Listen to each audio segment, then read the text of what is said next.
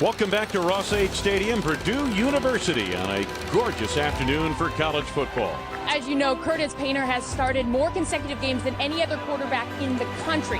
That could all change today. He was a game-time decision with that shoulder injury. I was watching him during warm-ups, and his motion was definitely more of a sidearm, not as much up and over the top. Him and Justin Siller took equal snaps with the starting unit. I talked to Joe Tiller before the game. He said he didn't seem optimistic, but you guys know he, as described by his teammates, Curtis Painter is a warrior, so I will find it very difficult to believe that he will not be today's starting quarterback. Joe Tiller, here's a look at the veteran coach. Boy, I tell you something, in his 12th season here at Purdue, when he brought this spread offense into the Big Ten, it changed life as we knew it prior to his arrival.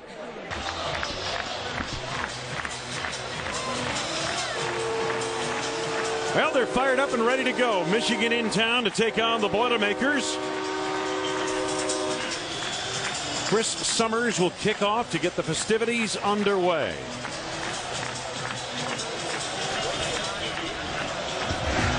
Good to have you with us this afternoon.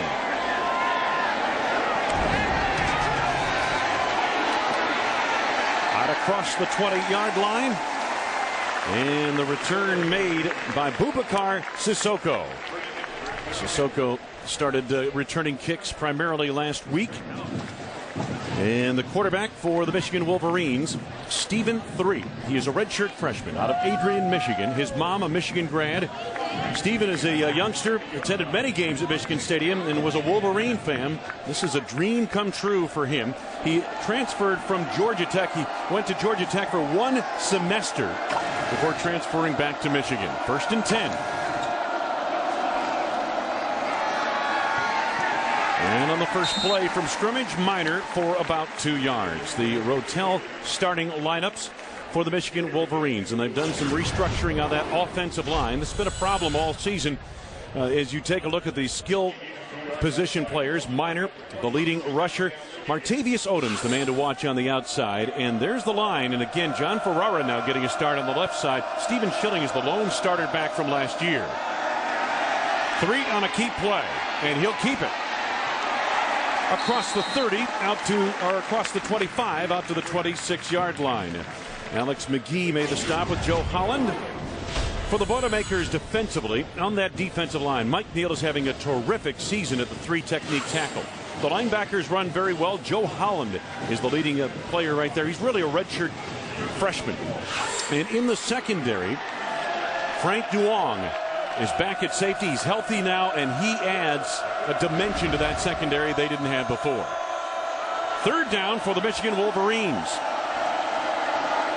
Last in the Big Ten in 3rd down percentage at 27%. 3. Good throw, and coming back for it, unable to haul it in. James Rogers out near the 34-yard line. It's 4th down. And when you're struggling on 3rd down, everyone has to be responsible for increasing your play. This is a nice throw by Stephen 3. Really can't put it in a better spot with that type of coverage from Torrey Williams. Really should have been a completed pass. James Rogers has to help his quarterback and his offense by coming up with that football. The leading punter in the Big Ten, Zoltan Mesko, averaging 44.6 yards per punt. Twin safeties back deep for the Boilermakers. Fair catch signal made, and Desmond Tardy hauls it in near the 25-yard line of Purdue. About a 48-yard punt. It'll be 1st and 10 for the Boilermakers. They mark it at the 24. And it'll be Brandon Siller coming out at quarterback for the Purdue Boilermakers. Curtis Painter did warm up, but apparently not well enough to earn the starting bid. He's got that shoulder injury. So Siller, who a couple of weeks ago was at running back, is in at quarterback. Last week against Minnesota, 10 of 17 passing for 73 yards. He's a good mobile quarterback. Rushed 10 times for 17 yards as well in that ball game. Look for the playbook to be a little more limited for Purdue. Doesn't mean that Justin Siller won't throw out of the pocket, but expect them to get him on the edges a little bit more to utilize his legs. They're empty in the backfield. Siller on a quarterback draw, and the Wolverines pretty much ready for it. Gain of barely a yard. Offensively for the Purdue Boilermakers, skill position players we'll look at today. We talked of Kory Sheets. Greg Orton is a nice receiver on the outside. Brandon Whittington, a senior in that group as well, has played pretty well this season. The offensive line has been a problem, but Ken Blue up front, good-looking true freshman out of Rensselaer, New York. And there is Curtis Painter. Not sure if he'll play here today or not. He may be just in a emergency role at quarterback, according to what Joe Tiller said, if he doesn't start. Graham nearly blew this play up. Sheets trying to make something of it. Can he get the corner? Little hesitation and go, and a stiff arm out of bounds at the 29-yard line. And look who came back to make the tackle. Brandon Graham, who missed him initially. What great hustle coming back across the field to end up making the tackle. Defensive line, the Rotel starting lineups for Michigan. They're going to play a 3-3-5 stack defense like Rodriguez used to run at West Virginia. In the middle, Obi Izay, good-looking young linebacker, among the league leaders in tackles. And there is the secondary, 5 of them across that secondary against the spread offense of Purdue. 3-man down line, Siller on third down. Going to take it himself. Got a good block and then fumbles the football. The Wolverines have it. They fumble it again and recover it back at the 45-yard line. Finally coming up with that football was Morgan Trent. See Siller downfield. Ball pops free and is picked up immediately by number 6, Donovan Warren. And on the return, I think his knee was down initially, and then I thought he was down even the second time before the ball came out. Regardless, Michigan comes up with the football, but Morgan Trent finally dives on it. 20th turnover of this season for the Purdue offense. These are 2 of the most turnover-plagued teams in the Big Ten. Michigan has 24 turnovers this season. First down, and here comes Brandon Miner to the house. Touchdown, Wolverines. 45-yard scamper.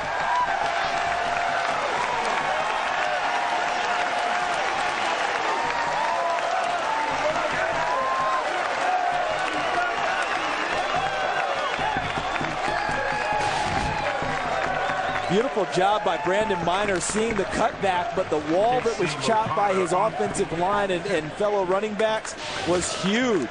I think I might have been able to find that hole, Wayne. I don't think I would have made it to the end zone, though. You wouldn't have to have that much room. Extra point by the Wolverines is up and good. And Brandon Miner has put Michigan on the board first. 45 yards to the house. 7-0 Michigan.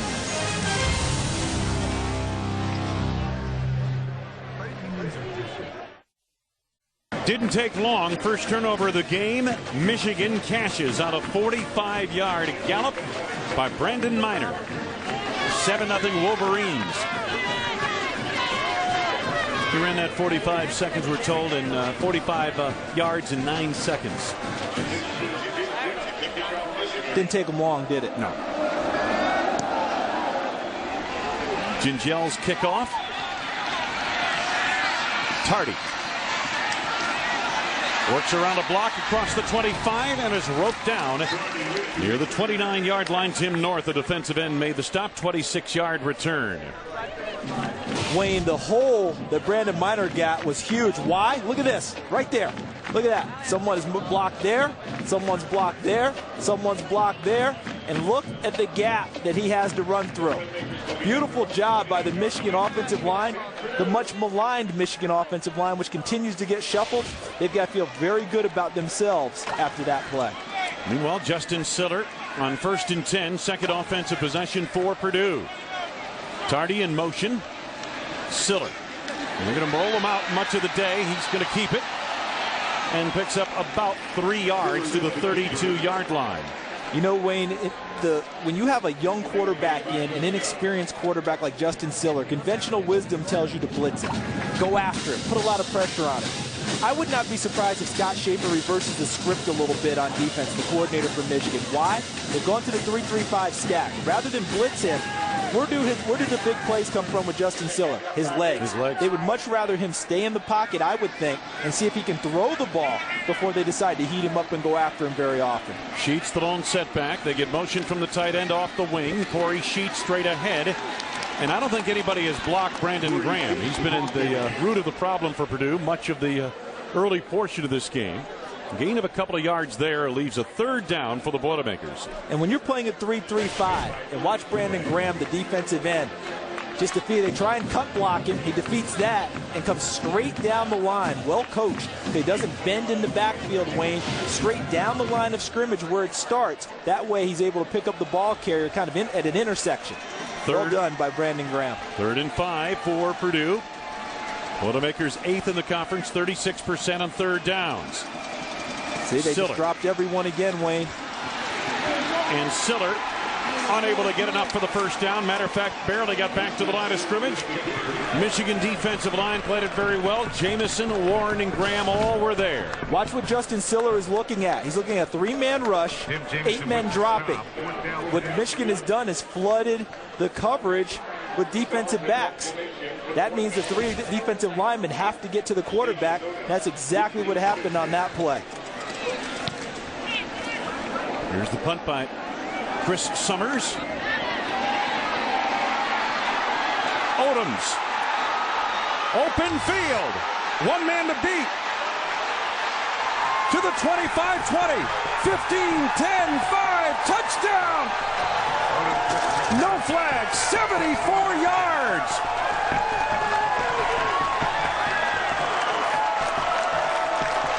Martavius Odoms, the true freshman. First he secures it. He makes Anthony Heygood, one of the better tacklers, miss immediately. That's what they ask a punt returner to do. Make the first man miss. And then after that, he picked up some key blocks from his teammates. And this is the best block here. It's not thrown. Well done by number 29 for Michigan on that play. They have this Troy Woolfolk, a backup defensive back. By not throwing the block, no clip, no block in the back, the play stands. Troy's dad played at Michigan. Yeah, a guy named by name of Butch. Pretty darn good running back. Pretty good running back indeed. Penalty marker down to that extra point. Officially, they called a 73-yard punt return for a touchdown. Offside. Number 45 on the defense. The penalty is declined. The try for point is good. Michigan, big plays. One offensively on the ground following a turnover. And they're playing a little short-handed. Tyrell Sutton, their running back out, as well as C.J. Boucher, their quarterback, but they're on top early. Short kickoff. This is Valentine to the 25. Trying to spin away. Reversing field. Valentine looking to get the corner and chased down out near the 40-yard line. Resourceful return by Aaron Valentine. But what a great Johnson block. tracked him down. Yeah, I'm sorry, Wayne. What a great block by Chris Carlino. He actually took the Michigan guy down and then stayed with him to keep him, so that when Valentine reversed field, you'll see it here coming. Watch towards the middle of your screen when Valentine reverses field. The block's already occurred. Now watch. Carlino right there, down on the ground. He had stayed with the Michigan guy. If he doesn't stay with him, he gets up and tackles Valentine there. Instead, he allows him to get extra yardage. So often when a return man reverses field like that, all of a sudden penalty markers fly because the blocks change and it goes from being a legal block to a hold. But that didn't happen there, and Purdue got a nice return. Gain of a couple of yards for Kory Sheets. He'll do most of the ball carrying for Purdue here today. Tim Jamison makes the stop for Michigan. 2nd down and 8 coming up for the Boilermakers, who have just got to settle down here because Joe Tiller told us yesterday, he said, the one thing we have to have is some positives early in the ball game. They've had nothing but negatives so far. Now for the Nissans, what it takes to get there. Coming into today, both teams -9 on the turnover table. Purdue -1 today. Nissan shift performance. 2nd down. Siller keeps it. That time was able to get away from Graham. Penalty marker is down. Siller would have a first down, but at the outcome of the flag, which is thrown by the linesman on the near sidelines. Gain of about 10 yards. Defense. Offside. Number 3. Penalty is declined. Play results in a first down. You see that flag thrown near the sidelines at about the line of scrimmage. You can generally figure it's some kind of infraction or offsides on the defense, and that was the case. So 1st and 10 for Purdue at the midfield marker. Already down 14-0. That was Stevie Brown, the defensive back. If he's offside, that means Michigan is jamming the line of scrimmage with extra players. Right now I'm counting, let's see, 6, 7 in the box for Michigan up right now. The fake to Sheets. Siller. Oh, and he's got an open receiver down the sidelines. It is Sheets inside the 30. Down to the 27-yard line of Michigan. Jonas Mouton, the linebacker, makes the hit. 23-yard gain. The legs of Justin Siller make this play. We saw it on the last play where he faked out Brandon Graham and ran for a first down. Now he gets away from Tim Jamison, number 90, uses his eyes to stay up, and then when he does that, finds Kory Sheets all alone in the right flat for a big play out of the backfield. I would think that most of the big plays today will occur in a similar fashion for Purdue, Wayne. It was the first pass of the day for the Boilermakers. Anything where Justin Siller is able to use his legs and get out to the edges will be better for them. Siller coming sidelines for Valentine, pass off the mark. He's not going to be a great pocket passer. Doesn't mean he can't do it. He just hasn't had much work on it. He's been a running back most of this year. But most of what's going to happen today for Purdue, Justin Siller on bootlegs, on rollouts, sprint outs, and what they call accidental offense, scrambles to make big plays. 9 rushes, 2 passes so far. The playbook is limited because of Justin Stiller's inexperience at quarterback. Kory Sheets waited for his blocking, lost his footing, and lost 2 yards. Back to the 29-yard line of Michigan, where it'll be 3rd and long coming up for Purdue. And obviously with a quarterback with the experience that Justin Siller brings, which is not much, you can't be in 3rd down. You can't be behind the chains, and they're 3rd down and 12. That's behind the chains. And that's why I'm interested to see what Michigan decides to do here, whether they decide to try and blitz a young quarterback or play coverage and try and keep him in the pocket. I would play coverage. I wouldn't come after him too hard because I don't want him breaking contain and making a big play running the football. Siller has an open receiver and delivers for a first down inside the 15-yard line. Well done by the young quarterback. Joe Whitest, the wide receiver, on a 15-yard gain. And Michigan did exactly what I thought. They rushed 3 and dropped 8, but a nice job by Justin Siller because the rush never got to him, which bought him extra time. And as you well know, Wayne, if the rush doesn't get to the quarterback and make him deliver on rhythm, that's when they're able to make plays. Receivers will come open. I don't care how many guys you send back there. With the red zone numbers, Kory Sheets trying to improve on those numbers. Pile drives inside the 5, down near the 3-yard line, and he may have a first down. Look to be a gain of 10. Left side of the offensive line for Purdue was terrific. Zach Reckman, number 75. Jared Zwilling, I believe, number 54. Watch here over in the left side. Corey Benton, the center. Watch the hole that they carve in zone blocking. He actually ends up coming in behind the center, Benton, and number 73, Ken Plew. Great job by Kory Sheets, but it needs to pay off in 6. They cannot have this kind of drive and kick a field goal. That'd be a major disappointment for Purdue. Too often they've ended up with field goals instead of touchdowns. Sheets didn't have much there.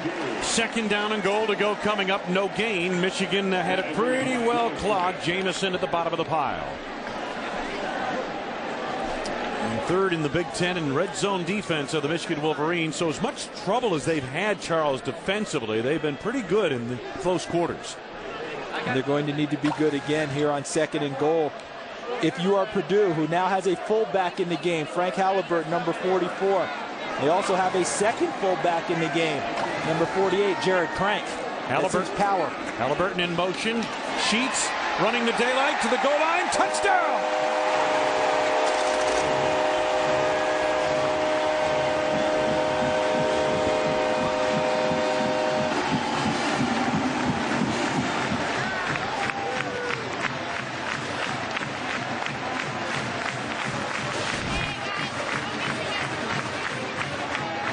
I wonder if they're going to take a look at this. Was his knee down before he reached the ball over the goal line? Or was the ball there anyway? The extra point is up, and it is good by Carson Wiggs. Well, points moot now, Wayne. Points are on the board.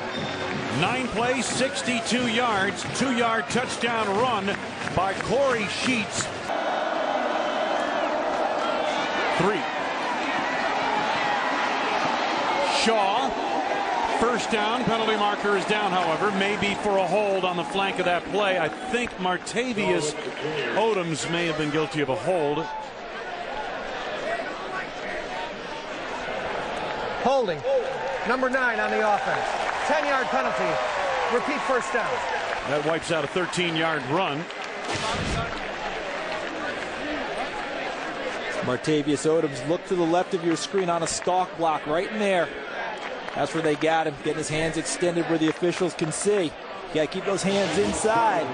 Once they get extended out there where the world can see it, often easy to call the hold. I always say, especially when you're stalking. When you're stalking, always.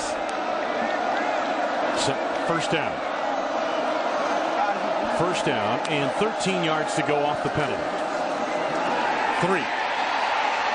Oh, nearly an interception on the flank of that play by Joe Holland, and he would have been gone to the house. He read that awfully well. Stephen Threed's looking for it. He has nothing downfield and goes to his check down route. Unfortunately, he doesn't see Joe Holland just sitting out there in the right flat.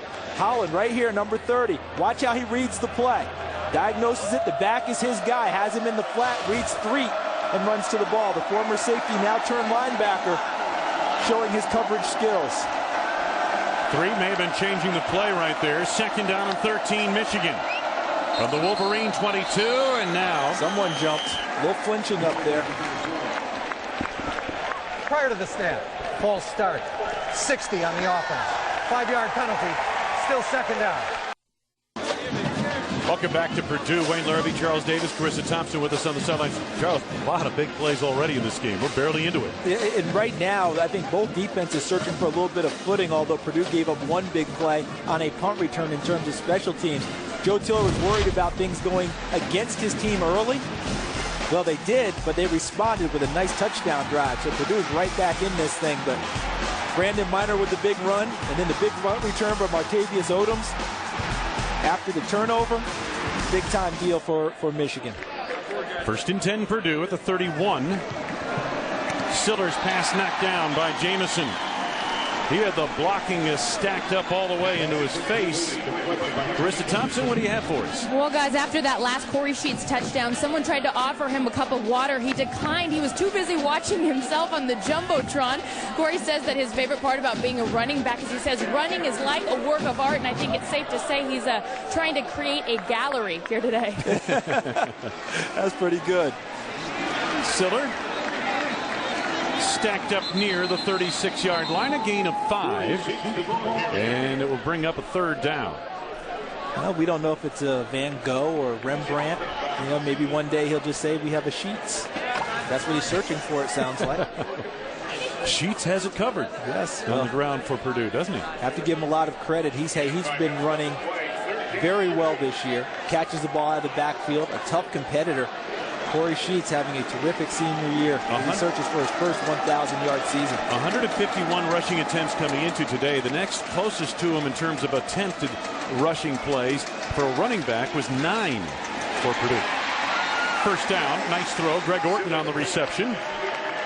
And it looks like, dare I say, Justin Siller, sophomore redshirt freshman out of Detroit, Michigan. And look at the cushion here, Wayne. Look at this room between Boubacar Sissoko and Greg Orton on 3rd and short. Way too much room to give a receiver with a quarterback who is an uncertain thrower. Loss of 2 on that completion to the flank, and Keith Smith, Brandon Harrison makes the tackle. If I'm the Michigan defensive backs, I'm going to get fairly snug with these receivers. Why? I think I can run with him. Yep. 2, I'm going to make Justin Siller be a precise thrower in this ballgame. I'm going to make him prove to me that his throwing skills are better than what I think. If I'm going to give him a 10-yard cushion, I'm going to make him a better thrower automatically. You see, folks, this is soft coverage on the corners. Those defensive backs are 5 to 10 yards off the receivers. Sheets around the end, out of bounds at the 5. Made even better because Illinois had put up 55 points the week before on Indiana. Siller on 3rd down, late decision, try to get it over to Orton, incomplete. 4th down, Michigan defense is held. I think that goes back to what the point I'm trying to make, Wayne. With Justin Siller, keep him in the pocket, number 1. Rush a few less people. Number 2, flood the receivers and make sure you're snug on them so that he has to put the ball in the tight spaces, not wide open spaces. Tight spaces. Let's see if he's going to be that precise of a thrower. A very difficult task for a quarterback who hasn't played that much. Odom's back deep. Good high punt by Chris Summers. Odom's looking up into the sun, muffs it. Boilermakers say they've got it. And they do, inside the Michigan 15-yard line. The man who dug it out of there, Frank Duong. And Martavius Odoms had called for a fair catch and then doesn't secure the ball. And the coverage is right there in his face. Royce Adams, number 10, was the first guy down. But Frank Duong, the strong safety, the former walk-on turned starter, covers the football, and Purdue's in business inside the 15 of Michigan. Normally you think big pass play here. I think Kory Sheets has to touch it. And Sheets does touch it off right tackle down near the 10-yard line on a gain of 4. Purdue's opportunity to draw even with Michigan is right now. Not only draw even, but increase the confidence level of the Purdue football team, which has struggled in recent weeks, and this crowd, which was kind of waiting for something wrong to happen, and it did early when they were down 14. If they can get back to even, they bring the crowd back into the ball game where they're back with the team instead of waiting for a disaster. Sheets already at 9 carries, 28 yards. Would like a little more production per carry. Siller on the keep. Got a good block. Touchdown! Tardy delivered the block that opened the door for Justin Siller.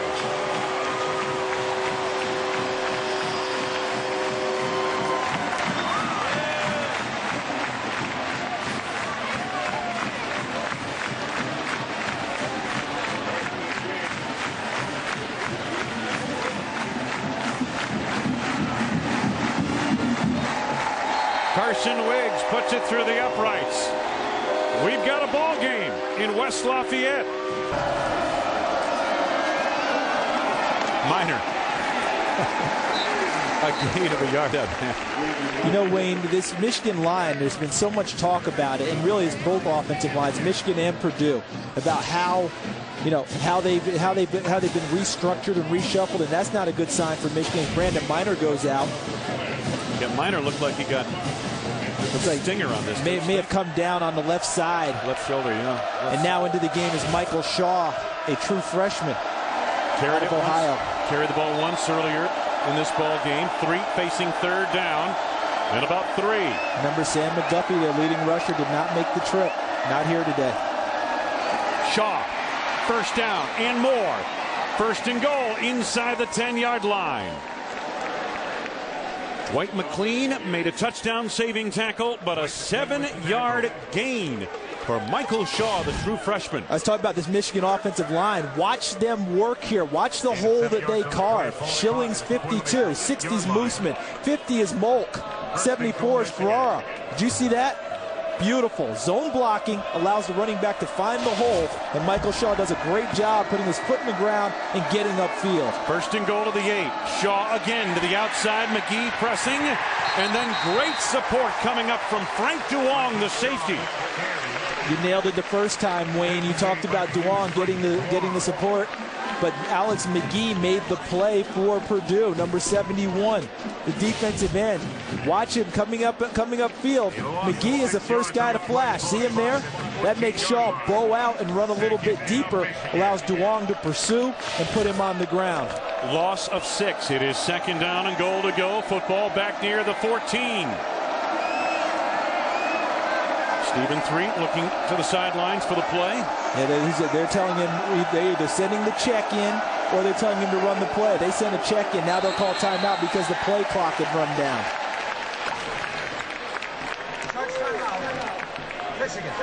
So Michigan pauses on 2nd and goal to go, but back up near the 14-yard line. Big plays on the first quarter, especially on special teams. They're going to run the play. They got the call. They like the look. They're going to run what was called.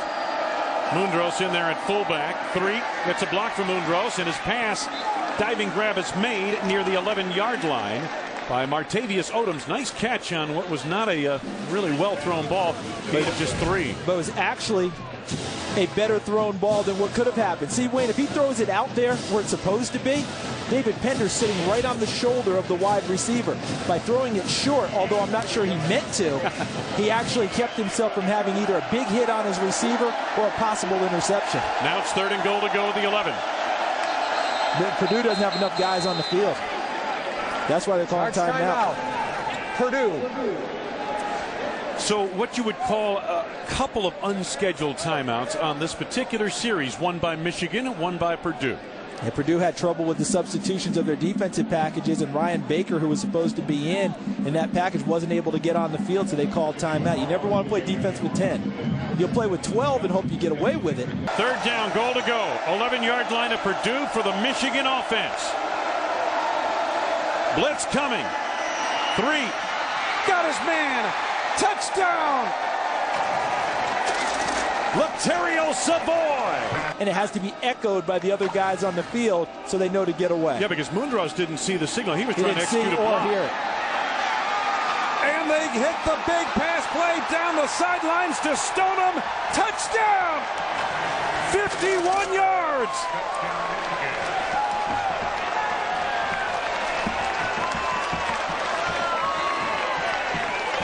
Yet another true freshman playing a big role for Michigan, Darryl Stoneham. And it was a stop-and-go route. Did you see the motion of the quarterback? Fake the slant route, then upfield he hit Stoneham, and then the tackle unable to be completed by number 22, Dwight McLean, the junior college transfer. Lopata for the point after. And for the second time today, Michigan is back in front by 14. Wayne, this has been a game of big plays. And right now, Michigan's big plays are trumping Purdue's. But what we saw before when Purdue got down 14 was what? Purdue coming right back at Michigan. Yep. And kickoff return is a prime time to get another big play. Desmond Tardy's been terrific, and Michigan wants to eliminate it with a squib kick. Valentine from the 15. Little hesitation to go at the 25. Now dancing. Gave up too much. He's giving up a lot. Back to the 20. You know, he was out across the 25 at one point, threatening the 30, and he ends up back near the 20. They've had a lot of great defensive players in this program over those 12 years. Siller, got a man wide open, juggled and incomplete. Oh my goodness, that would have been huge. Brandon Whittington, the 5th-year senior, could not hang on. Kind of represents a lot of the season, doesn't it, Wayne? Yep. Because look at the protection. And watch Siller step into the throw. Well done by the offensive line. Plenty of time. No one in his face. Ball's right out there. And Whittington unable to come down with it. Again, another play that's fairly difficult. I'm not saying it's an easy catch. But when you're down 14 and you've lost 5 straight, right? Those are the plays you have to complete. Old reliable Kory Sheets. Down the sidelines, out of bounds, just short of the first down, near the 28-yard line, gain of 8 yards. Sheets has banged out 40 rushing yards and 14 carries. This is his 15th carry. To the 35-40, trying to high step through a tackle attempt. He's out near the 42-yard line. 1st and 10 for the Boilermakers. 14-yard pickup. Sheets up the middle. That's a nice spin move and brought down just short of the midfield marker. I think I see what Ed Zombrecker's trying to do now. What he's doing is he's starting to spread out again a little bit more. He's trying to get so many people out of the box area of Michigan and then take his chances running with Kory Sheets, running against a manageable box of Michigan with your 5 offensive linemen, maybe a tight end, sometimes a lead blocker. And for Kory Sheets to run into that by spreading out with your wide receivers, if you're running with 2 tights or keeping that formation bunched in close, then you're just bringing extra defenders into the play. There's Coach Zombrecker right in the middle. Right in the middle. Picture. 2nd down, a short 3. Siller chased by Izay. Hits his man Orton. Got the first down. Michigan 40-yard line. Morgan Trent had the coverage, 10-yard gain. Very smartly called series. There's Joe Tiller, the head coach. Ed Zonbrecker is locking into pretty good rhythm here. Gets Orton to drive Trent, comes back to the football. But what I mean by that is they're giving Siller throws that are manageable for him. Again, moving him outside the pocket. Direct line of sight throw to his right for a right-handed quarterback. He's able to put nice zip on it and completes the play. Siller 7 of 14, 74 yards passing. First down to the Michigan 40. First down pass. Going deep to the end zone for Orton. Deflected, incomplete. Penalty markers down. Morgan Trent was there. He appeared to be the principal defender. Warren and Sissoko also there. And Vance Bedford, the defensive backs coach for Michigan, after we get this call, is going to look at his film and go nuts. Pass interference, number 6 on the defense. 15-yard penalty from the previous spot. Automatic first down. Donovan Warren, the guilty party. That drew him. That rule was put in a few years ago to aid the offense a little bit. Siller. First down inside the 15-yard line. Wide receiver Joe Whitest on the reception. John Thompson, the linebacker, makes the tackle. 12 yards downfield. First down and 10 just outside the Michigan 11. Very impressed by Justin Siller and what he's doing today. Yes. He's showing a lot of poise, a lot of control. Again, this is a guy who really has just been throwing the football again for a few weeks. He's been a running back, a guy that they've used to spell Kory Sheets in the backfield. I think he's made some very nice throws today. Came out of high school highly regarded as a dual threat quarterback. He almost moved to running back when they had pretty much a pretty full stack of quarterback. Throwing back the other way, low throw, good catch. Wasowski inside the 5, close to the first down to the 3, gain of 9 yards. Jerry Wasowski, the tight end, was all by his lonesome out there. Love the call by Ed Zonbrecker because this is Wasowski.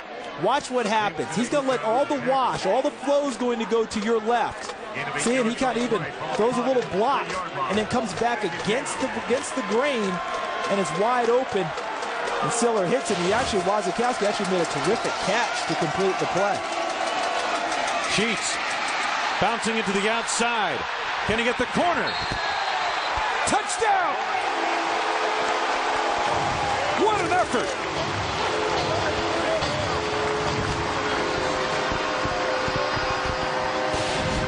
He ran a long way to get 3 yards to the end zone. And watch the effort of the extension at the end of the play. He's sneaking the ball inside the pylon. Although they've got their hands full today with the Wildcats. High kickoff. Sissoko from about the 13. Look out. Across the 40 and ridden out of bounds near the 44-yard line of Michigan. After that time, plenty of success. But there is improvement in this Michigan team. 3. Did he lose it? Yes, he did, but the Wolverines get it back. This is where people would say, you're up 7. Things were going really well in the first half. Do we really need to take a chance? Michigan, fortunately, gets away with this one. Jason Gingell, twin safeties back deep. Tardy from the 10 to the 15-20. Hurdles a defender, 25, brought down across the 30, near the 34-yard line.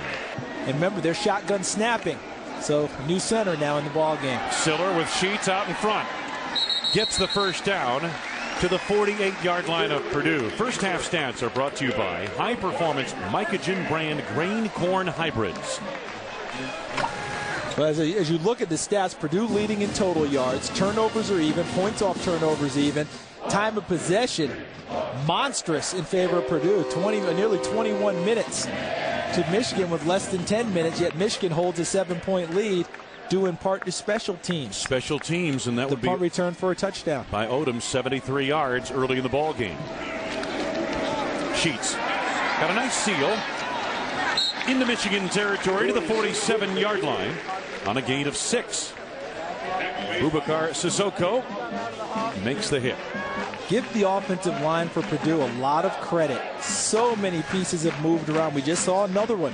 And Corey Benton went down, and Jared Zwilling had to go to center, and Justin Pierce came in at guard, still coming off the ball and moving it well against Michigan on a first down run play situation. Nice chunk of 6 yards. Sheets up to 79 yards now. Siller. That throw to the sideline. Orton's got it inside the coverage of Sissoko for a first down, 37-yard line, Michigan territory.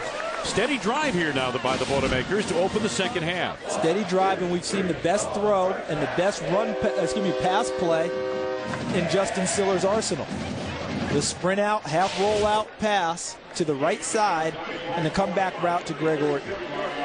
Charles, when you do that, you do take away some options elsewhere in the field, but it is an easier throw. It is an easier throw, although we have seen the throwback when they've rolled to one side of the field today, too. The throwback to Wazikowski, the tight end. Is this another pre-snap penalty on Purdue? Sure does look like it. False start.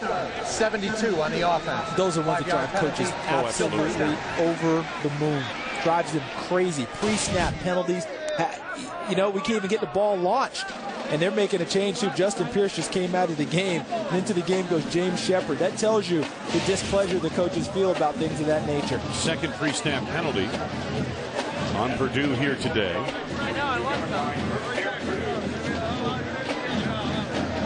So now you put a, first and 15s. They're trying to get Corey Benton worked on the sideline to see if he can come back into the game. Siller. Orton was out of play. If he makes the catch. And then the official threw his hat down to indicate where he went out of bounds. Now the key, was he shoved over the sideline, or did he run out by himself? That's going to be the key to this decision as the officials huddle. If he was shoved out, he can come back into the field of play. Cisco. There's the bump. Is that enough of a bump for them to determine that? I think they're going to say that he was knocked out and able to legally come back into the field of play and make the catch. And again, as you mentioned, the official on the sideline, the field judge threw his hat. And they're going to call it a 35-yard completion, and Purdue's at the doorstep with a first down at the 7-yard line of Michigan. And the significance of him throwing his hat is simply that he didn't throw a flag, which means it's a definite penalty. See, the flag means penalty. The hat means possible penalty. And he threw it at the spot where the possible penalty would occur in case he's going to assess it. Then when he huddled up with his guys, I think they're saying, listen, I saw him ride him over the sideline, which means he could legally come back into the field of play and make the catch. And again, Charles, what they're checking is the significance of the push here. You see, once he bumped him and he steps out, there's no more contact. I think it's proves the call on the field. First down. Yeah, I think so too. They got it right. They got it right. It's plenty of money. I mean, he altered his path as a receiver. Receiver came back into the field to play. Boom. I think they got it right. Now the receiver just gone down the sideline with no bump from Boubacar Sissoko. Then he's an illegal receiver. Exactly. Corey Benton just checked back in for Purdue at the center spot. So that's great to see. How about that young man, a former walk-on who won their Pit Bull Award in the spring for tenacity and hustle, and turned himself into a starter and a scholarship player here. First down and goal to go. Siller down to the 5, took a hard hit from John Thompson. Warren was also there. Gain of a couple of yards. Second down and goal to go.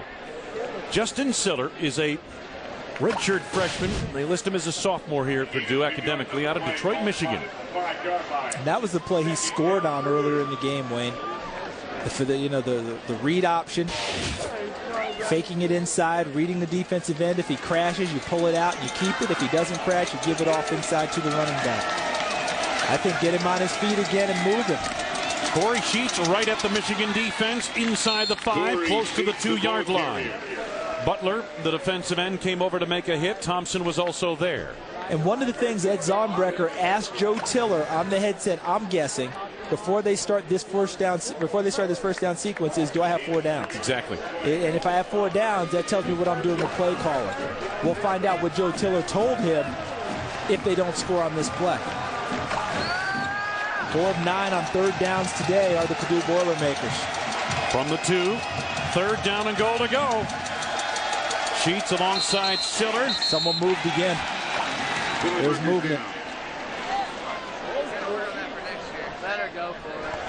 Prior to the snap, false start, 73 offense, 5-yard penalty, still third down. They don't make it easy on themselves, No. do they? The true freshman Ken Plug gets that penalty. One of the things I can tell you, Wayne, is that when you're used to Curtis Painter, 40 straight starts with his cadence and his rhythm and the way he calls things, it's going to be different with Justin Siller. I realize I've worked with him this week, but Painter has always been around. It changes things by the way a guy does the play calling, his inflection, all those things. Sometimes that hurts an offensive line. 4 penalties, 25 yards assessed against Purdue. 3 of those were pre-snap penalties on the offense. If it doesn't go to Sheets, you've got to move Siller. Sheets in the flat, cuts it back, touchdown!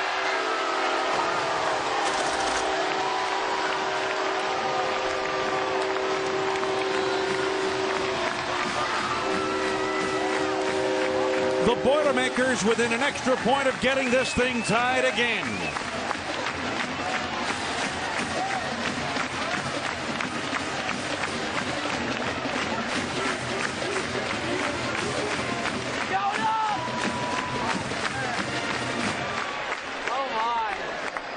Carson Wiggs point after. And we are tied. 64 yards in 8 plays. Siller to Sheets. And we've got a new game. This isn't after a turnover. That's usually a sudden change, but it is a change of possession. No better time for Purdue's defense to rise up than here and try and create either a turnover or great field position for their offense. Minor got a yard. Not much. And again, Purdue got a nice kind of pooch punt from their normal field goal kicker on that Carson Wiggs situation. Carson Wiggs. Yeah, normally Chris Summers is the punter, but Wiggs couldn't have done it any better than that, could he? You know, it's hard to believe Michigan last in the Big Ten in offensive yardage.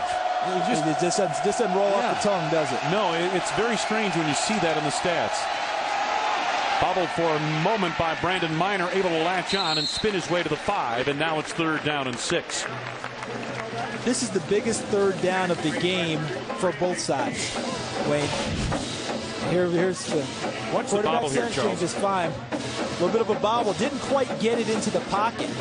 You notice Brandon Minor didn't have as much pocket as normal. The 3 stuck it on his hip more than he put it in the pocket. Biggest 3rd down of the game, both teams. Michigan 2 of 6 on 3rd down conversions. Minor, nowhere to go. I'll tell you who blew up that play initially was Ryan Baker. He stacked up the blocking on that side of the line, and then had help from behind. Well done. The defensive line, we talked about the fabulous Baker boys. Ryan Baker and his crew. On that play, Mike Neal, 92. 94, Ryan Kerrigan, 2 of Baker's boys. Create a huge play and should turn the ball over in terrific field position for Purdue. Mesko gets good leverage into this kick. Pretty good distance. Tardy from the 45 to the 50s in Michigan territory to the 45. Wrestled down near the 43-yard line of the Wolverines. Brandon Graham was shaken up on that play. That's not good for Michigan. He's their best pass rusher. He guaranteed a win last week against Michigan State. Tried his best to back it up with 3 sacks. Michigan State got the win, but Brandon Graham played a very good football game. He's second to the Big Ten, 6th nationally in sacks per game. Headed off under his own power. So we would anticipate he'll return. 2nd down coming up. Kory Sheets. This is a pile drive type run. Not much there. Gain of 2 down to the 41 of Michigan, where it'll be a 3rd down and 8 now for Purdue. Trying to take advantage of this great field position at the Michigan 43 to start the drive. And I think Ed Zombrecker, the offensive coordinator for Purdue, has got a nice rhythm going of play calling. I think he has a sense of what Michigan is trying to do on defense, and he has ways to counteract it. He knows the 3-3-5 stat can cause problems for his guys, so he spread it out a little bit to reduce the number of guys in the box and make things better for his blockers up front. And his offensive line has risen to the challenge. Siller. Out of bounds short of the 1st down is Whittington at the 35-yard line. It is a gain of 6 and will leave a decision type situation. It is 4th down coming up Got to go for it here. And a yard and a half, yeah. You got to go for it. I think you got a quarterback in a nice rhythm now in Justin Siller. I just saw growth of Siller, too. You know what the growth was, Wayne? He checked down off of a deep receiver down to a short receiver closer to the line of scrimmage and completed the pass. That tells me he's comfortable in the ball game. And there's Michigan, only 1 of 8 conversions on defense all year long, one of the best in the nation. But if I'm Purdue, I like my chances. It's got to be in Kory Sheets' hands or Siller on the move. Siller's on the move. Cuts it back. Good second effort. Got the first down. Reaching to the 32-yard line. Had to do much of it on his own. And how he gets the first down is, as you described, Wayne, on his own. See how he takes the hit and spins? That's because the hit came with no arms in the tackle. It was just a hit. And since the tackler didn't wrap up, it allowed Siller to spin back inside and get the necessary yardage for a first down. Ryan Van Bergen made the tackle. Siller now 64 rushing yards and 12 carries. Kory Sheets gets it once again. Nothing there. I think they were down a little bit going into today, maybe. You wonder emotionally. Siller. And I don't think Michigan figured that Jerry Wasikowski would be this much a part of the game plan. But that's a third catch for the tight end. No, I'm with you on that one, Wayne. But, you know, when you go back and think about it, a quarterback who's inexperienced, doesn't throw the ball downfield much, obviously, because he hasn't played much. Who becomes a primary receiver when you're trying to get a quarterback comfortable like that? Tight end. Tight end often becomes that guy. Tight end, running backs out of the backfield, because you're going to throw shorter routes. So, you know, when you analyze it as a whole, we should think more that way. We should be a little more broad in our thinking.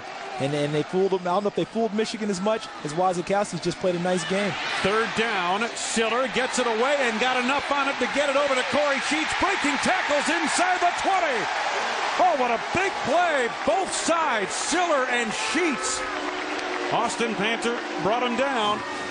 First down for the Purdue Boilermakers at a 13-yard play. Second time today, Wayne, that they've gotten them with flow to one side, throw back to the other. The first time they did it with the tight end Wasikowski. But how about the effort after the catch? 2 tackles, 3 tackles broken by Kory Sheets. He called out his quarterback a few weeks ago, Curtis Painter, and said, he's not producing, give the ball to me. Well, when you do that, you put a lot of pressure on yourself. So far, Kory Sheets has responded quite well to the pressure he brought on. Purdue in the red zone once again. 1st and 10 from the 17. Sheets nowhere to go. John Thompson, the linebacker. Stewart from the secondary. All over that play, along with Obi Izay, the middle linebacker. Well, so far, Michigan, in this drive, they've done pretty well on first down. It's been second and third down that's hurt the Wolverines. They've had them in long yardage situations, and they give it up. Second down and 9. Siller is 15 to 24, 187 yards and a touchdown. Those are great stats for a guy making his first start. Blitz coming. Incomplete. Tardy, the intended receiver. Morgan Trent, had he looked a little sooner, might have had an interception. You notice how Scott Schaefer, the defense coordinator, has changed things up now. Remember early in the ball game, it was rush 3, drop 8 to try and take away the legs of Siller. Well, now he is aggressively guarding in the red zone because he doesn't want to give up any more points. He's seen how this game has gone, and he wants to help his offense out a little. He's trying to force him into nothing more than a field goal try here. So he's gotten more aggressive on defense and brought pressure. Up near the line of scrimmage, who's going to bring pressure? Because someone's coming. Siller has time. Able to get away to the 10. Got a first down out of bounds at the 5-yard line. The dimension that Justin Siller brings to this spread offense. He can beat you with his feet. A running back 3 weeks ago goes back to form and picks up the first down on a scamper of 12 yards. So when you decide to bring pressure, what we talk about, you worry about him breaking contain and making a big play with his legs. He does that for a first down. The irony for Michigan fans is they're seeing a quarterback run the spread option. Sheets, touchdown!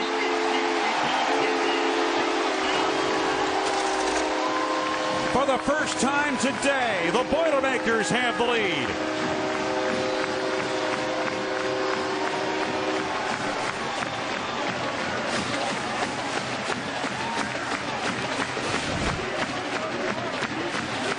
Handoff inside, and the offensive line, which has gone through so much for Purdue and producing in a big way today, carves a hole for the touchdown for Kory Sheets. And as I was saying, Wayne, the irony for Michigan fans is they're seeing a quarterback with legs running the spread option the way they envision it being run in Ann Arbor one day soon.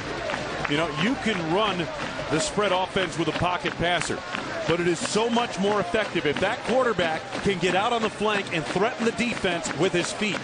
Has been the focal point for Michigan's offense. 111 rushing yards for Minor. Shaw.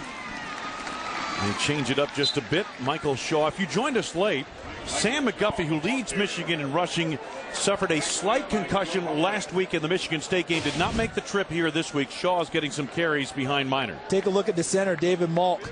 Great job helping out with Mike Neal. Slides off and gets a second block. That one on Chris Carlino, number 47. Malk has terrific feet, able to move and slide, very athletic, getting that second block. What we saw there was the essence of the zone blocking scheme. 3 on the pitch. And that's Tony Clemens. First down.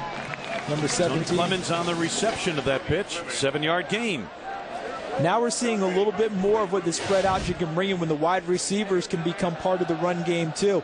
And what happens on the quarterback running back ratio on the option, when you run to the short side of the field, it gets condensed, Wayne. Normally you have a certain amount of yardage between you and the quarterback as a runner.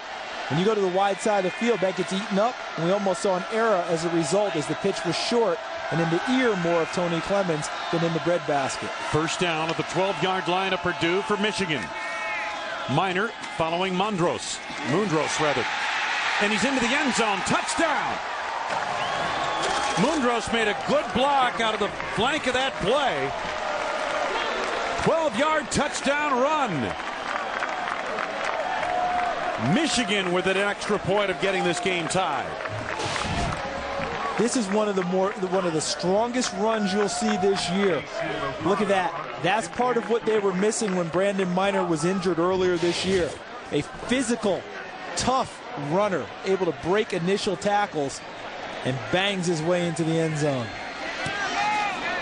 The extra point is good. Each side has taken advantage of advantageous field position to score touchdowns. Michigan 6 plays, 42 yards to tie the game at 35. Early going fourth quarter. In this part of the country, I would say about at their height. First and 10 from the 33.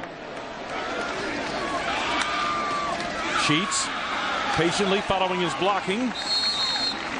And caught from behind by Thompson. Gain of about 4. Second and 6 upcoming.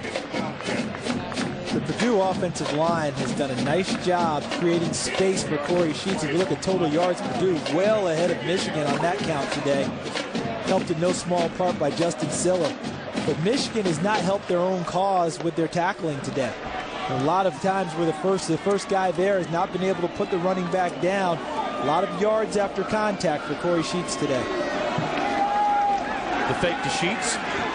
Siller's pass comes in high to Aaron Valentine. Carissa, what do you have on the youngster quarterback for Purdue? Well, you know, Joe Tiller said before this game that Justin Siller knows the playbook. He just doesn't know how to execute it. Perhaps he's changed his tune. I just saw Joe Tiller walk right up to Justin Siller. The two joked and laughed for a minute, followed up by a good pat on the back.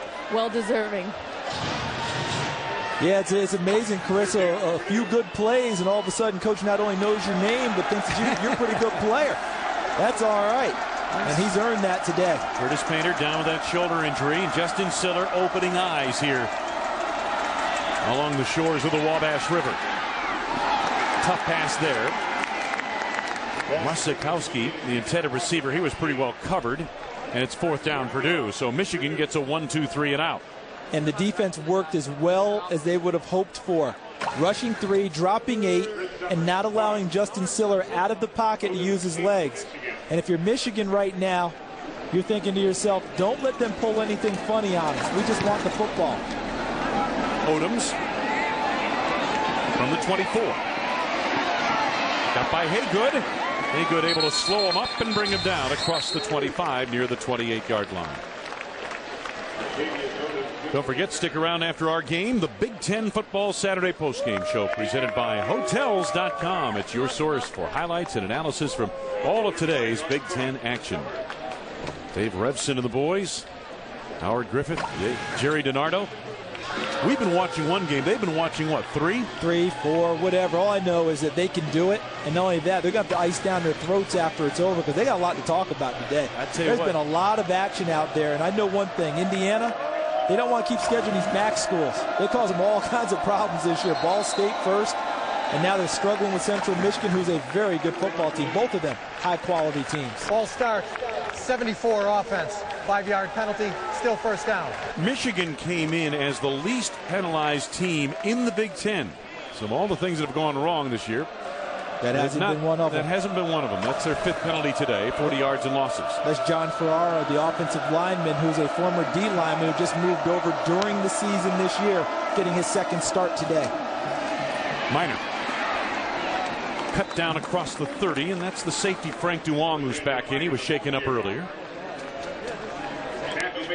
2nd down coming up for the Wolverines, about 8 yards to go.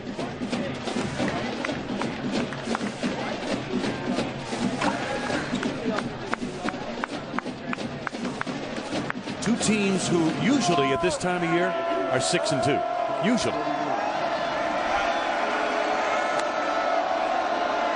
Blitz coming.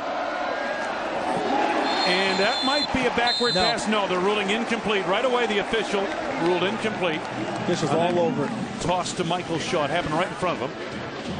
And what you would have seen if he determined that to be a lateral would have been the official looking back into the play with an arm out extended back towards the end zone with a fist. That would have meant lateral pass, ball still alive. But once you saw him waving, you knew it was an incomplete pass. Nearing 10 minutes to go in the 4th.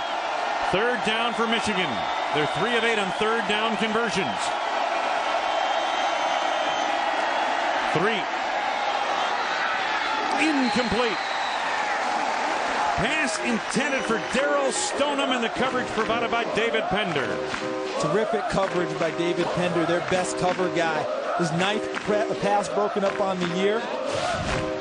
Does a terrific job reading the receiver, seeing him stay in it, breaking on the football, comes inside, does not ride the receiver and cause a pass interference call.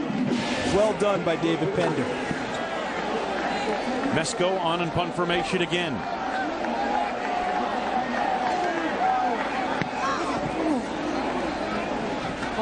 And Tardy from the 28.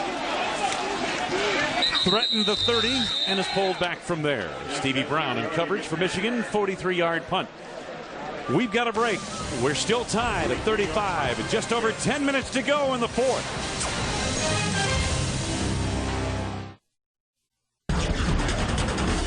You're watching the Big Ten Network. Well, in the 35 all ball game, there is something to cheer for both sides, including the kids who made it down from Michigan. 1st and 10 for Purdue, and they start this drive at the Boilermaker 30-yard line. Michigan subbed in a few fresh defensive linemen, too. Sheets looking for running room. Unable to get by Jamison. He was not fresh. Jamison is salty. And he indeed made that play, a loss of 3. Today's Polaris ATV toughest player of the game. Well, it is the aforementioned Kory Sheets, who has tied his career high with 4 touchdowns in a game. He's been impressive. Not a surprise considering coming into the game, he had 87% of all rushing yardage for the season for the Purdue Boilermakers. Spoke out a few weeks ago, said that he should be the guy. Let me touch it. You know what? He's handled that responsibility quite well. He may have said it a little bit better. Wasn't as delicate as he should have been, but he's getting it done. You know what? He should get the ball. Yeah, got to give it to him. No reason not to. Keith Smith on the reception, a junior out of Fort Hood, Texas. It'll be 3rd down coming up, about 8 yards to go, gain of almost 9 on that play. Smith's a former quarterback himself. Used him at safety for a while, turned him into a big slot receiver. Makes a nice catch. Suzuko slows him up before Harrison and Stewart apply the finishing touches. Another big 3rd down for both sides. Gain of 5 on that previous play. 3rd down and 8 now. Tardy in motion. Siller looking that way. Tardy, oh my goodness, they had it set up well, and the pass just a bit too strong. Tardy could not catch up with it, and it's 4th down. Could not have asked for much better. Tardy was wide open. Just put the ball on the number, allows him to catch the ball and turn upfield at the sideline for additional yardage. Instead, led him by a bit too much, and Michigan gets a well-needed stop. I should say well-needed, a needed stop on defense. So Chris Summers Jr. out in punt formation. There's the fake. Heygood down the sidelines. A former running back, now linebacker, with the biggest play of the game to the Michigan 7-yard line.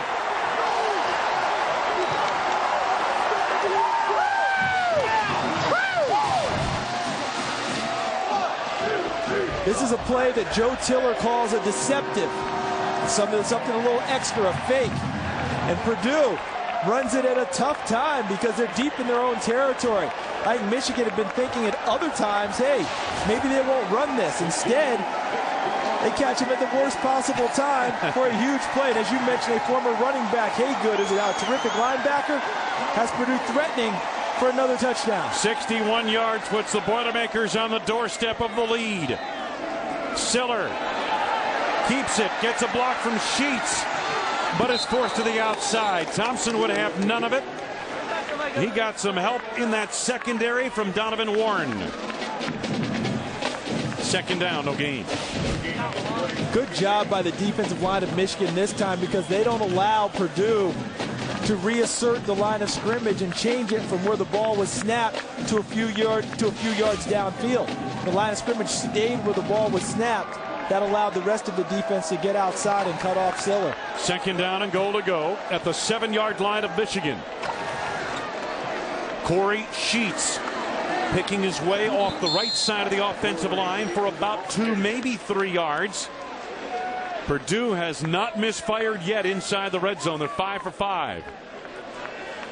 Michigan would be ecstatic if they forced a field goal here today. You already mentioned it, Wayne. 5 touchdowns and 5 attempts today by Purdue, which coming into the game had 18 touchdowns in 42 red zone trips. So you can see their percentage has jumped up significantly today. But Michigan right now desperate to try and hold them to a field goal. Here we go, 3rd down. Siller with setbacks alongside. And they threw it to Sheets out of the backfield previously. To the end zone, touchdown, Orton!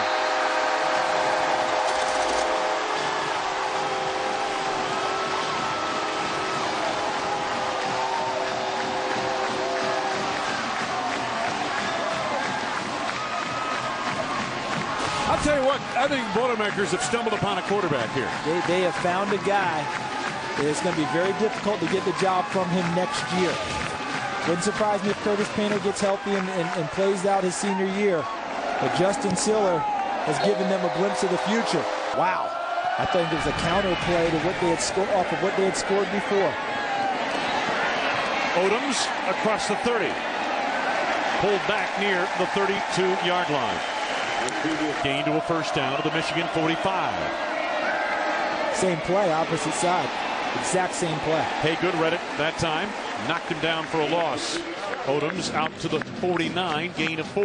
And what you have to be careful of is what the counter is to those plays. They throw the short ones there. They fake it inside on the short one and streak someone down the sideline or backside down the middle of the field. Plays like that are setting something else up, right? They're always, if they pop, terrific. If they don't, we've got something else for you if we show it to you enough to make you tumble to it.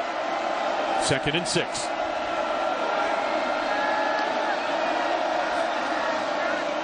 Minor. And they were waiting for him, cut him off of the pass, denied him the 50-yard line. Carissa? You know what, you guys, Kory Sheets is letting his actions speak louder than words. Charles, you mentioned the comments he made a few weeks ago. He does the opposite on the sidelines. He does his job on the field. He comes over to the bench, doesn't really say much, just sits and stands kind of alone, and he's letting it all hang out on the field. Yeah, and you won't be able to talk to him after the game either. Coach Tiller said no more media for Kory Sheets after those comments, so he'll go out his senior season silent, Kory Sheets, except as you mentioned on the field with his actions. Michigan just 33% on third down conversions, 3rd and 5. Incomplete. We mentioned which defense would rise up and make the stop. And now they're boiler up here in West Lafayette. And if you're Michigan, it's not certain that you punt. 4th and 5 out near midfield. Rich Rodriguez hadn't seen his defense get a key stop, although they did last time. They gave it up on a fake punt. But he looks at the clock and says, we might need to go for it right now. Michigan has not gone for it on 4th down yet this year. Or at least, I beg your pardon, in this game. I misread the stat. And they're changing up the play. They got the change from the sideline. 4th down and 5. 3, slant, got it! 1st down! Stoneham has had an outstanding game here today, and he's got the 1st down to the 40-yard line on a gain of 10. And if you're a young receiver and a coach tells you you have to be physical running a route, here's a perfect example of why. Watch to the right side of your screen. You're going to get the slant route, and here's Street putting it right on Stoneham. See how physical he had to be? Defender all over him in the back. He had to be tougher than the defender to make the catch. Minor right at the defense. Heygood was there. Gain of 4. Michigan now 7 of 10 on 4th down conversions. Maybe they had to go for it on 4th down more often. A little more often. That was their first try today, and they're 1 for 1 today. You know, I read an article about that not too long ago. Some professor somewhere ran through the numbers of football and said most people are blowing it and not going for it on 4th down more often. The percentages are actually more in your favor than you think, and the reaction against you when you don't get it isn't as bad as you think. They just think it's because of perception. People aren't going for it enough on 4th down. Blitz coming. And down he goes. 3, hit by Ryan Kerrigan. They actually picked up the blitz from the outside, but Kerrigan was able to slip inside from his defensive end spot and make the sack. And the reason that Kerrigan was able to get there was he became unblocked because of the pressure that Michigan picked up elsewhere. Kerrigan became an unblocked player and got to the quarterback. Nice coverage in the secondary and a good job by Brock's defense setting up a 3rd and long. 3rd and 15 off a loss of 9 on the sack. 3 rolling. Trying to loft it downfield, overshot everybody. Penalty marker down in the offensive backfield, maybe for a late hit on the quarterback. 3 went down. Personal foul. Yep. Roughing the passer. Number 97 on the defense. 15-yard penalty from the previous spot, and their automatic 1st down. That's Gerald Gooden, the redshirt freshman out of Hooks, Texas, guilty of the biggest penalty of the game to this time. Great spot there, Wayne. You picked it up. Because at the end of the play, 1, 2, without a doubt. He had 2 full steps, catches him up high, and knocks him down. Ball's long gone. Leave him alone. Let it ride. You just got to pull up there. You leave him alone. You just put your defense in a bad spot when you had them on 4th and 15. Now it's 1st down Michigan at the Purdue 30-yard line. Talk about keeping a drive alive. Inside of 4 minutes to go for the game. 3 on a keeper. Got a block from Minor. Inside the 20, got a 1st down near the 16-yard line of Purdue. And you just called exactly the key there, Wayne. The block from Brandon Minor. Watch here. You want to be a good football player? You want to be a running back? Okay, he's run it all game long. Now look what he does in a key situation. He puts a nice block on the best defender on the field for Purdue, Anthony Heygood, their linebacker. Even for a star, sometimes you have to do a little of the dirty work. Do a little bit extra. Minor. And they snuffed it out pretty well. Minor got what he could, and that was basically back to the line of scrimmage. McGee out in front of that play. Kerrigan was there, and then Heygood flowed from his linebacking spot. Baker also in the vicinity. You got to love everything Brandon Minor has done today. This is a guy who had a terrific spring, Wayne. They expect him to be their starting running back. Was dinged in the fall. Had a bad wrist, had a bad hamstring. Sam McGuffey ends up getting the starts. Now Minor's back healthy, and you see why they expected him to be the starter. 147 rushing yards on 21 attempts today and 2 touchdowns. 2nd down and 10. He got a man open, and it's incomplete. And Stephen Threet just missed a layup on the swing pass out of the backfield. If he delivers that well, that's a touchdown. 3rd and 10. It's probably 2 down territory. Oh, without question. If they went for it back there, they're going for it here. 3 waiting. To the end zone, overshot Matthews. It'll be 4th and 10.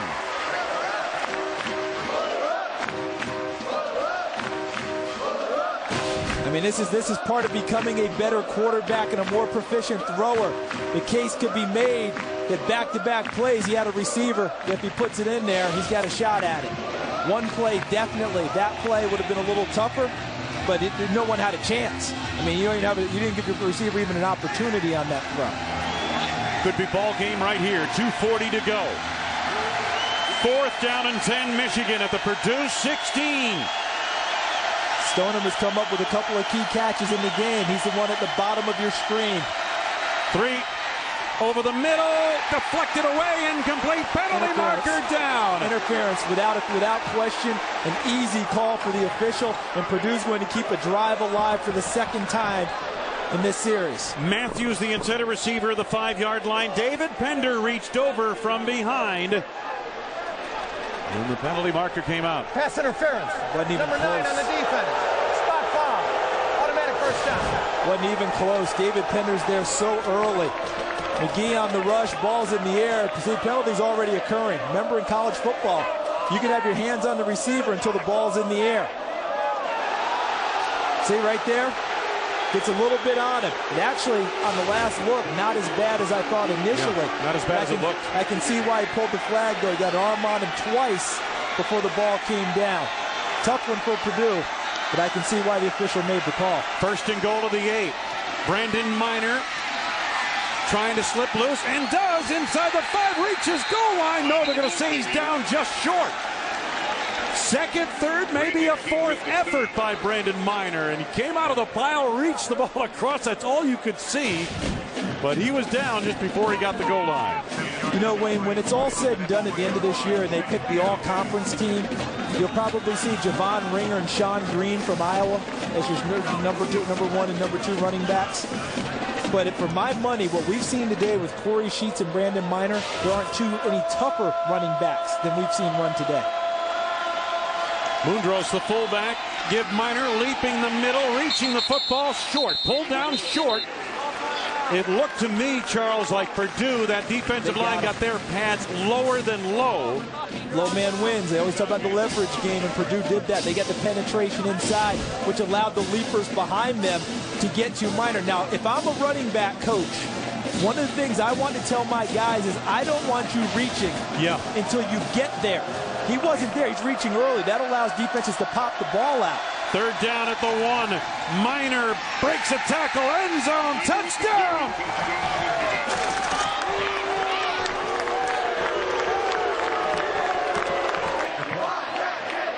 All important extra point to tie the game.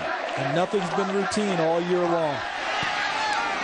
But this one is. Casey Lapata ties it up. 1:20 left to go in regulation. We are tied at 42. Gutsy Northwestern Wildcats. Yes, indeed.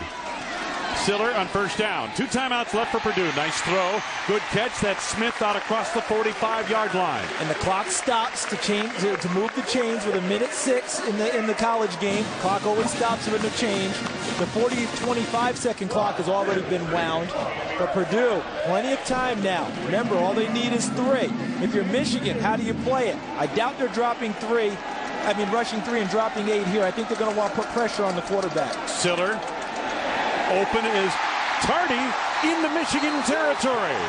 To the 35-yard line of the Wolverines. Brandon Harrison made the tackle. Gains of 18 and now 20 yards to key this drive. And Wayne, these receivers aren't just open. They are wide open. I mean, it's not even close right now. Which has you questioning, you're wondering what's going on with the Michigan defense to have receivers running that free in this situation. Now look at the coverage. They're up in press coverage. Siller going to take off. And he gets inside the 35 down to the 32. Now, if you're thinking field goal, Charles, and I know you are, timeout taken here on the play by Purdue. It's their 2nd timeout of the 2nd half. They have 1 remaining. Carson Wiggs. He's got a big leg, Wayne. I know what he did in his first kick. School record 53-yard field goal is his long. 2nd and 7 for Purdue. Michigan 32-yard line. They're going press man coverage, man free back in the safety, but still. And the lateral down the sidelines. Tardy to the end zone. Touchdown! What a call! What a play!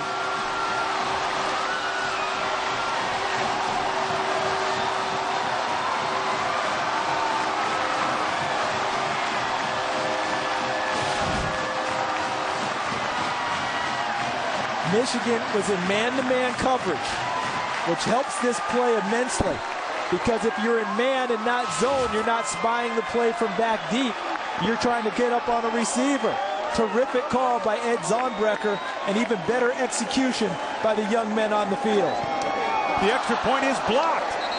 Oh, my goodness. No one makes it easy, do they? Oh, my. Look at Joe Tiller. He said, are you kidding me? Are you kidding me? Watch this 32-yard touchdown play. Greg Orton gets his man-to-man coverage. Boubacar Sissoko goes to Orton, does not see or sense Tardy coming the other way. And frankly, that's a difficult play to defend. Sure. It was executed so well, though. Give those guys credit. Siller's pass gets it inside, perfect. And then on the lateral, even better. Touchdown Purdue, now they're up 6. And again, I don't squib kick, Wayne. Squib kicking is giving up way too much yardage to me. I've worked with you guys since summer camp, since last spring on covering kickoffs. Kick the thing deep, someone go cover it, and let's make them go as far as they can. Remember, you're up 6, not just 3. I don't want to give up too much yardage here. Odoms is the up back here. They may have been anticipating a squib kick, and there it is. Just get down. Time. Mundros fumbles it. Odoms gets it back at the Michigan 35. Now, a fullback's supposed to be able to carry the football. That's Mundros. I'm always thinking about alignment. Furthermore, 40 consecutive winning seasons at Michigan on the line today. Purdue will rush 3 and drop 8 on this.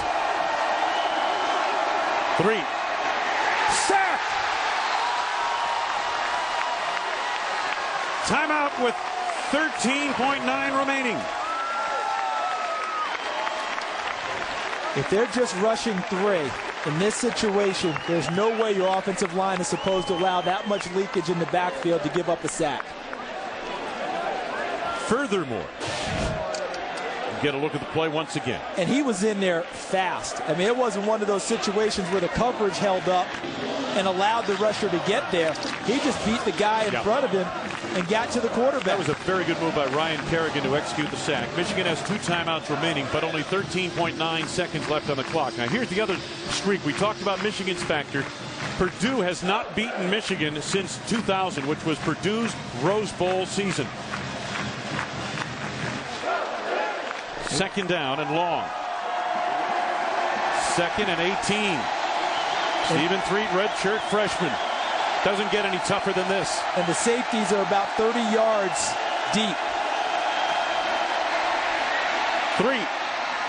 Underneath, Matthews out of bounds, 39-yard line of Michigan, and it will be a 3rd down and 6 coming up for the Wolverines. 3rd down for 3.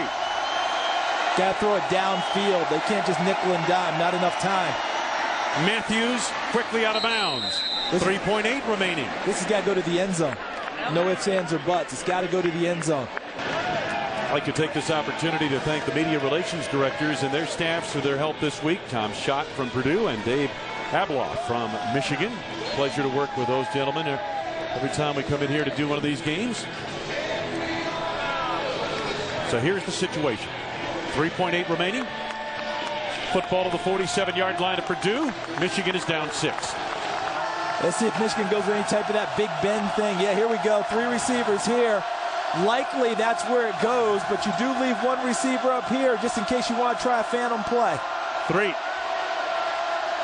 Lets it go. To the end zone. Knocked away, and Purdue wins.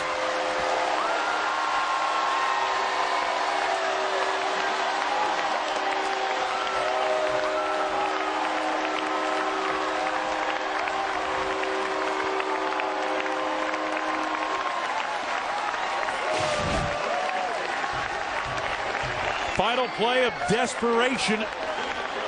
The Boilermakers all there to knock it down.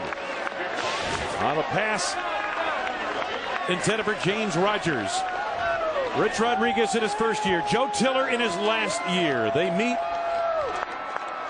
And a rare victory for Purdue over Michigan and the first losing season since 1967. Coach, yesterday was Halloween, but this game had tricks and it had all sorts of treats. Where in the playbook was that last trick play? Well, actually, the name of the play was Tiller. You know, it was a 61. It was a curl and a lateral from the far side. We've run that play with the back coming out of the backfield to the same side. I said, hey, fellas, we got to bring him from the other side. So we flipped the thing to Tardy coming across the field because all the momentum was going that way. Well, it's a good name, and it sure worked. What do you rate the play of your young quarterback? He had an outstanding day. Oh, he did an outstanding job. You know, I was really pleased with his composure. I thought he did a really great job, and he made a lot of good decisions. That's what you always worry about with a youngster. You guys come in here, you've lost the last 5, you get down early, but you battled back. What do you say about your team? Well, our guys haven't let up all year, so we got character guys, quality guys, and they came through today. I appreciate the time. Enjoy the win. Thanks, Coach. Guys? Thank you very much, Carissa. What a game. I'll tell you something. A little trick and a little treat in the end of that one for Purdue. Yeah, fitting way for Joe Tiller in his last season to get a win over one of their biggest rivals and ride off into the sunset. That's it from Ross-Ade Stadium. Final score, Purdue 48, Michigan 42. Now